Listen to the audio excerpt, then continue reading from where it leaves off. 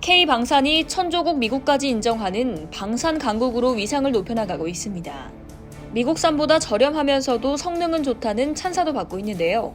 미국 CNN은 17일 윤석열 대통령이 취임 100일 기자회견에서 세계 4대 방산 수출국으로 도약하겠다고 한 것과 관련 최근 한국의 무기 수출 등을 언급하며 이미 방산 메이저리그에 있다는 분석을 내놓은 겁니다.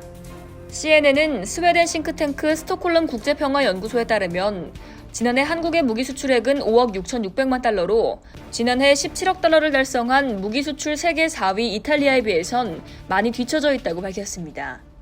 하지만 한국은 지난달 말 폴란드에 거의 1,000대에 달하는 K2 전차와 600문 이상의 대포, 수십 대의 전투기를 공급하는 사상 최대 규모의 거래에 서명하면서 4위 이탈리아를 위협하고 있다고 전했습니다.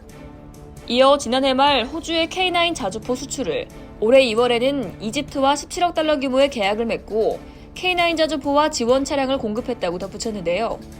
그러면서 한국이 목표를 달성하기 위해선 이탈리아뿐 아니라 지역의 강자인 중국을 비롯해 독일, 스페인, 이스라엘, 영국 등을 넘어서야 한다고 했습니다. CNN은 피터리, 톰 보넌 호주 시드니 대학교 미국 연구센터 연구원이 최근 군사매체 워운더락에 기고한 글을 인용해 폴란드와 호주와의 계약으로 한국은 이미 소위 K방산이라고 부르는 방산 메이저리그에 진입했다고 전했습니다. 이들 연구원은 한국의 군사장비는 미국의 무기체계보다 저렴하지만 매우 능력 있는 대안을 제공한다고 분석했습니다. CNN은 세계 곳곳의 무기 구매자들에게 한국의 무기는 국방 예산을 늘릴 수 있는 좋은 대안이 되고 있다고 설명했습니다.